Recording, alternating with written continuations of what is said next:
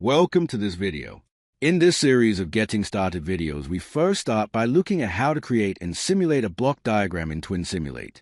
The library browser on the left-hand side contains all the blocks necessary to create a diagram. We can first start with a simple diagram where we look at connecting a sine wave block to a real-time plot and navigate through various settings. As you can see, when we run a simulation, we first generate code which is then run to provide the simulation results. One can also change the sample time of the model and parameters for the blocks by double-clicking on the desired block and changing the desired parameters.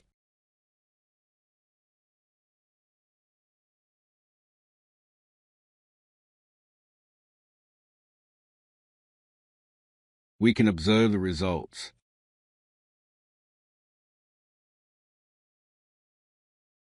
Simulations on Windows can also be easily switched to run in real time using the appropriate real-time option in the Target option on the simulation pane.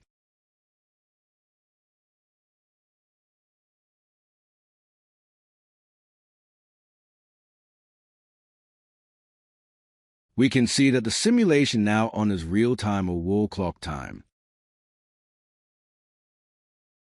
Thanks for watching this video. Follow our YouTube channel for more tutorial videos. Visit our website at TwinSimulate.com.